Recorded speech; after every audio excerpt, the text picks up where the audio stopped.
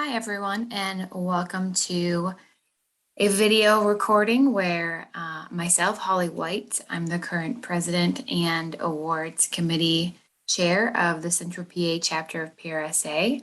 I'll be going through how to enter our annual awards program. And I'm going to cover today everything from where to find the information on our website, to how to prepare your entry for the awards, to how to actually submit the awards, and then a couple tidbits about what happens after submission. So thank you for listening or joining if you are hoping to learn more about our Communications and PR Awards program. We call the program the Keystone Awards, and those who enter have the opportunity to win one of two placements. There is a Keystone Award, which are scores 85 or above. And there are Silver Keystone Awards, which are scores 75 or above. And those are determined by judges from another chapter who go through our award submissions each year. And then we have an award ceremony in mid-November every year. And we go through and hand out the physical awards for both the Keystone and the Silver. We also have some individual awards as well. So let's get started. As you can see, I'm on our chapter's website and wanted to walk you through how to get to our awards page. There's actually a whole section on the website just about that. So I'm going to go up to the top right here and click on awards. And this brings us to the home page of our annual awards program. And wanted to walk you through a few different pieces. So for this year's awards entry deadline, the deadline is Friday, October 1st. As a general rule, our deadline is always the first Friday in October. And that deadline is not extended. We no longer do extensions for the awards deadline. We try to spend about 5 months in advance communicating about them. So this is for projects that have been completed anytime up to July 1st of this year of 2021. So it's for awards essentially that are completed in the past year, and that deadline is a little bit before the entry deadline. If you're working on a multi-year project or something that isn't quite finished up and you'd rather try to enter it this year than next year, that's perfectly fine too. If it's a little bit in process, that's okay, as long as the bulk of what's happened is going on and you have some measurement in place. So from this awards page, I'm going to walk you through the many entry categories. Actually here, I will cover this part right at the bottom here. Wanted to remind everyone, these are standard rates for our awards each year. If you are not a member of the chapter, then the entry is $80 for your first entry, and then there's a $10 discount for each additional entry, and that's not a stacked discount. So if you had 4 awards submissions, the first one would be 80, and each of the following 3 would be 70 each. If you are a member, it starts at 75, same $10 discount applies. And if you are a student participation, there's no entry fee for submitting an award to our program or submitting a project to be considered in our awards program. So we have many categories. I know many of us work in a variety of arenas. Of course, we have public relations professionals. We have folks that work in corporate communications, and that can often mean a wide variety of things.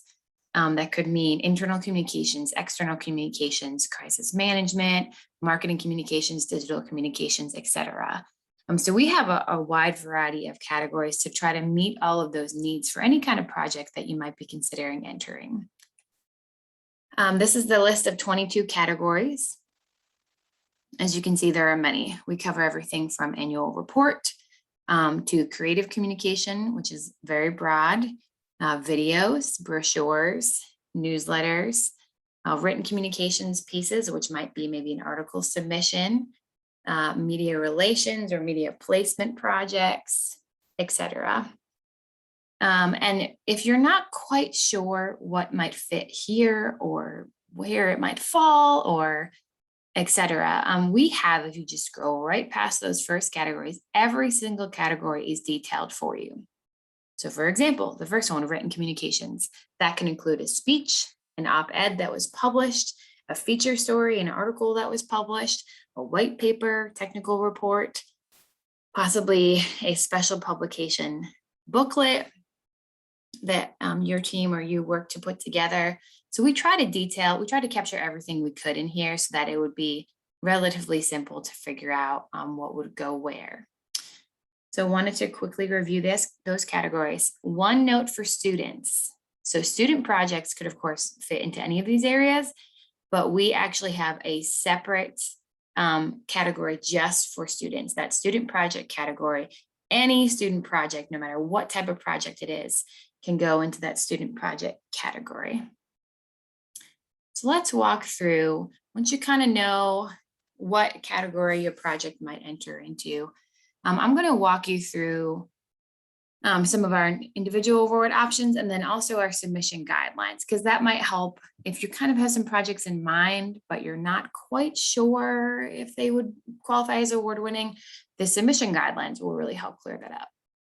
If we touch on the individual awards just for a moment here, we have 3, I believe. One is the CEO Communicator of the Year.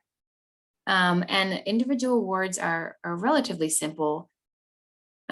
Whomever is nominating just has to submit a bio of the nominee, possibly their resume, CV, etc., and then also kind of a letter or a statement explaining why the nominee thinks this person should be honored with such an award. There's also an Executive Director Communicator of the Year for nonprofits. There's an Elected Official Communicator of the Year as well. And I apologize, there's 4. The Public Relations New Professional of the Year. So if you have a student maybe that's recently joined the workforce, or you have an entry-level folks on your team or a new employee, that's a great one to think of nominating someone for. And then our longtime award, really prestigious honor, it's kind of a lifetime honor award, is the Leuschner Award, named in honor of Mr. Fred Leuschner. So each of these really simply requires a detailed letter or statement, and usually a resume if we have one, describing why this individual is worthy of an award. And that is actually, those are all considered by our chapter leadership as far as judging goes. So let's hop into the submission guidelines. All right, so we try to keep this as simple as possible, both for the submitter's sake and the judge's sake, while also providing some nice detail. So probably top thing you need to know is that the submission itself, sort of the application to enter a project into an award, is 2 pages max. So if you're putting together an awards entry, you already have all the project details, the strategy or tactic program details, and then we simply need a 2-page summary. Within that summary, at the very top should be a 3 to 5 line overview. So you want to have your little executive summary at the top. And then the 2 pages should detail the research, planning, execution, and evaluation that you and or your project team have gone through. And this can be an agency submitting a project that they worked on for a client. This could be an in-house team. This could be a single practitioner, again, a student or student group project. But every single entry needs to highlight the summary and these 4 areas.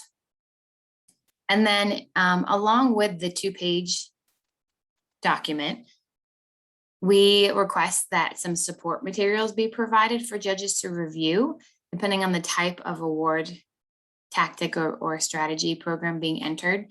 That may depend on what you have to provide. We do ask that no more than 5 support materials be submitted. We've had awards submitted in the past that had 17 examples and that crashed our servers. So we would like to avoid that. And then the third item is just providing a company logo that we'll use for many of our awards, communications, and materials for the official program. All right, so we're going to actually walk through this tips for preparing your entry link. And you can also I was thinking I might add it to this menu on the side here, this tips for preparing your entry. Because not only do we have what I just shared with you about you need a summary, you need supporting documentation, no more than 5, and you need to submit your logo, we walk you through the whole summary document right here. So aside from the executive summary, a couple sentences at the top, here is exactly what it needs to cover. So first, we're going to talk about research, and these are pillars of PR practice. So we take these from the National Awards program, is to identify the problem or opportunity that the program or tactic was planned to address. And you can use formal research methods. I know especially local agencies might be using market research or market survey results, et cetera, or they can be informal research methods. And I know that sometimes as professionals, we're just handed a project that we need to complete, often as soon as possible. Sometimes the driving force for the project is simply someone's idea or following a trend, et cetera. So there may not be, months of research to drive the idea of a program or tactic. However, you need to note it in your summary. If you just don't address any research existing at all, then you'll get the score pulled down by the judges. So you could talk about the research you would have done if you had had more time or more funding. Sometimes you can look up other research that existed that maybe you did not complete, but that you have available to you. You can discuss guidelines that you may have followed, maybe best practices that you followed, et cetera. So make some notes in the research section, even if it's not very lengthy. Next is the planning portion. This is where we tend to spend a lot of time as practitioners. So essentially, in here, you really want to hone in on identifying your audience, which can be primary and secondary, and really outline the goals of this program or project, the measurable objectives that you plan to try to hit through this project, and the strategies of how you plan to accomplish those goals. It's in this section that you really, really need to list resources that were available that you plan on using, whether that's team members, outside sources and help, et cetera. You also really need to include a budget. Now, I've worked in corporate communications a long time, and I know that sometimes there is no official budget. There's just you and a few people doing the work. You're not handed 5 figures of a budget to complete this work. It's simply your time and your energy and your professional skills. So with that, I would still take what measurable budget you can. Take the time to go through and figure out about how many hours you or any participants on the project spent, how much that translates to in sort of company costs for time and salary dollars, et cetera. So even if you weren't handed, here's $10,000, please put this strategy in place. Try to put together those budget details. Make sure your goals are quantifiable. Make sure you detail some of the audience there, et cetera. So this planning thing, I know we spend a lot of time in it as professionals. Just make sure it's a well thought out section of the award submission. Now, next is the execution phase. And it's clear to note that judges weigh this section of the submission heavier than the other sections, twice as much, in fact, as many of the other sections. So how the communications program or tactic or project or details came together carries a lot of weight. So you'll want to describe the tactics used to support those strategies, what work you underwent to try to meet the outline objectives. You want to go into detail on the budget and how your time was measured against it, your funding was measured against it, energy and time of staff or personnel, any challenges that arose. You want to identify those here to say, while we were putting this in motion, this is what happened, and then discuss how you overcame those challenges. Creativity can really come into play here.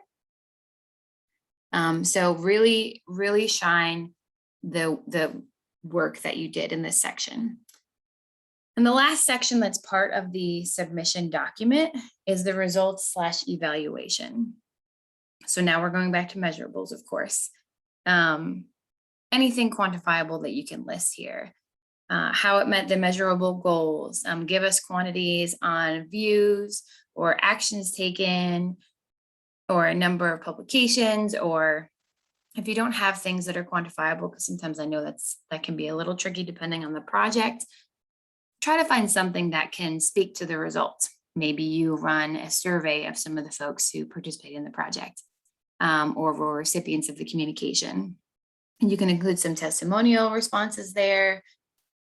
If maybe there was a goal or an objective that was not achieved, explain why here. If you state it as an objective earlier in the document and then don't address it in the results portion, that might have the score be dropped as well. So address what maybe didn't go as well as planned. Extra props to you probably if you can address things that didn't go as planned and how you plan to better handle those kinds of challenges next time. There's a whole bunch of lists here that outcomes can be measured with attendance at events, informal feedback, correspondence from the audience, number of news coverages, etc. All right, so that's kind of the end of the 2-page summary document. This number 5 here is separate from that 2-page document. These are the support materials, and we just encourage you to make it as clean as you can to submit digitally. So that may mean you have a few photos collected together in a folder, news clippings the same, possibly an audio or video file, maybe some research examples, etc. Pick your 5 best showcasing of the work and put that together with your support materials. And I want to walk you through a specific example here to just give you some availability. Apologies, that popped up on my screen. So this is actually an award entry from 2019 from local engineering firm headquartered in this area, Gannett Fleming. And this is an entry for their annual report from 2018, right? Because it was work completed through July 1st of 2019. And they put together a Keystone winning entry. So they won the highest honor from our Keystone Awards program. So you can see here that this really follows the format of what we just discussed. There's a pretty short summary at the top, and then it goes straight into the 4 judging areas. We talk through the research. And even here it says the research was primarily qualitative. The comms team reviewed newsletter stories, industry wins, other content that they might include. They discussed internally with each business line, items that can be included, information gathering efforts, etc. And then they jump into the planning. Who are the audiences? What are the goals? What are the objectives? How they plan to go about executing the strategies, and then kind of what they use to get there. This is very clear and easy to read. And then the execution section, this talks about exactly what they did and how they did it. They talk here about developing the theme, new features that were added, organizing the report, etc. So even though you may think an annual report, I mean, how impressive is that really? It's a mega effort for anyone who's ever put that together. And this really details a lot of the effort that the team went to. And then the results, they talk about electronic delivery. They have a quote here from an internal stakeholder. They have a quote, looks like 2 folks internally. And then another way that they helped drive open rates and views of the annual report. And the support materials here is just noted that they have several support materials attached. And I can actually walk you through a couple of those right now. So they attached the actual report as a PDF, so it's easy to scroll on through, see the cover, table of contents and title pages, etc. So you can see an example of the whole thing right there is one of their submitted documents. And then they also included the email communication that went out to all employees and what it looked like, when it was mailed, etc. I know that's truncated because it's between 2 pages, but those are great supporting documents that really exemplify the work they did. All right, so the examples, the support materials are worth up to 25 points. So the support materials are also heavily weighted, similar to the execution category.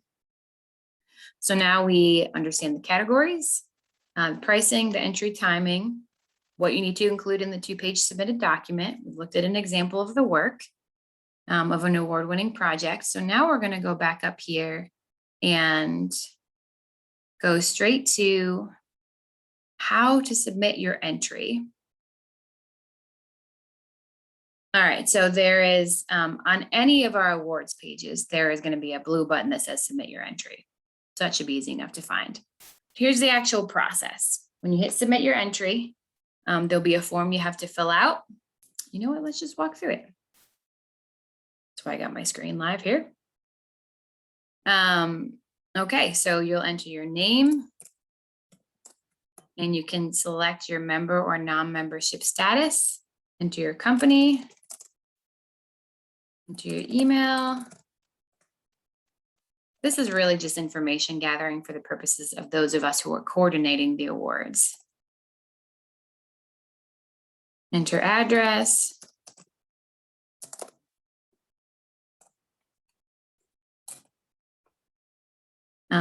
That's in case we have to mail an award to you.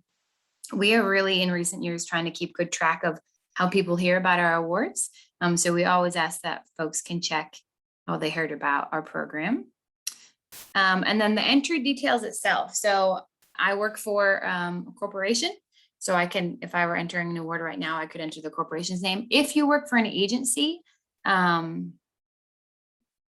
we have it outlined right here. If you perform the work on behalf of a client, please enter the client's business name, since they sort of own the project. And then if you work for a company, enter the name of the company. And then every project should have a name, of course, as part of the submission process.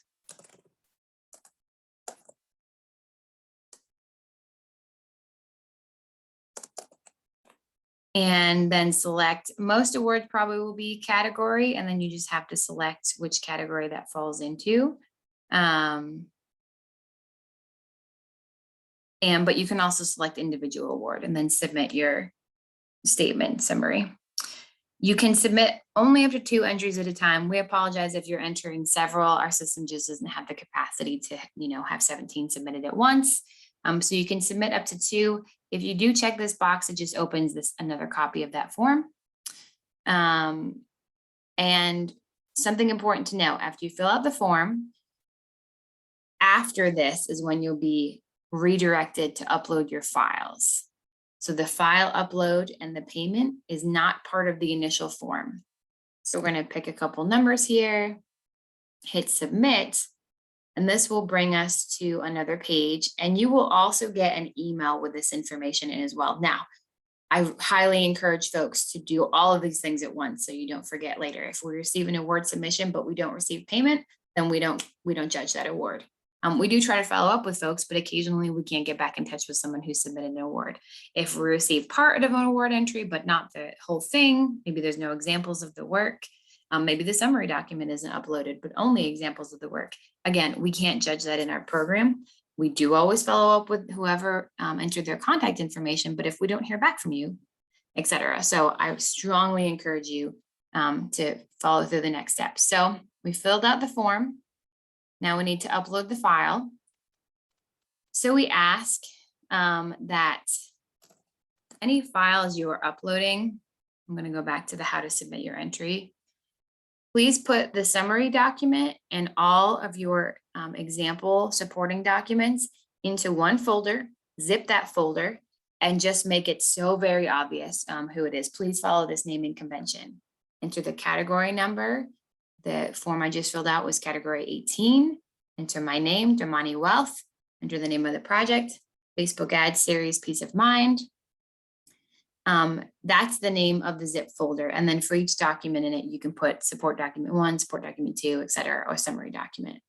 So all those things should be in one zip folder following this naming convention: category number, entrant name, entering company name, and the title of the project. We use that to organize all the materials for our judges. So I'm not going to go through and upload a file at this moment, you may have noticed that this upload window stayed open over here. So you can, after you've uploaded your materials, which if you're entering multiple awards, you may need to do that a couple times, then you can pay for the awards. We only accept digital payments. You can't pay us later with check. And this has it right here where if you're a member, you have one entry. If you have additional entries, same for non-members. And then the student, you don't need to complete this process if you're a student because it's free. But if you're not a student, you have to add the entry. So I added a first entry and I'm going to add a second entry. And it adds those things to my cart. So now down here, I can see I have a first entry fee and a second entry fee, and I can complete the payment with PayPal. So I know that process is not the most clean, but since we are a small chapter, we run this program through all coding on the back end. We don't pay for an expensive software or have a separate manager to manage all these details. It's our chapter administrator who's managing the website and our volunteer committee who's managing the details. So that's why it's kind of a multi-step process. We appreciate your patience. We're always happy to answer questions and help out. So as a reminder, there's a whole award section from the main page of the website. If you're planning on submitting this year, please have everything wrapped up and ready to submit no later than October 1st. The entry fee for awards for a non-member is $80 for a first entry, a $10 discount per additional entry. And actually, you know what? I think that might have loaded incorrectly in the PayPal cart. I will update that. And if you remember, it's $75 for the first entry and a $10 discount for every additional entry. Not stackable. And I hope that you take some time and review some of the work that you've done for the past year and submit some awards for us to consider. We send these to, as I mentioned earlier, a sister chapter to be judged. And our annual awards event this year is going to be on Tuesday, November 16th. We are planning to be in person. We're going to be at the National Civil War Museum in Harrisburg.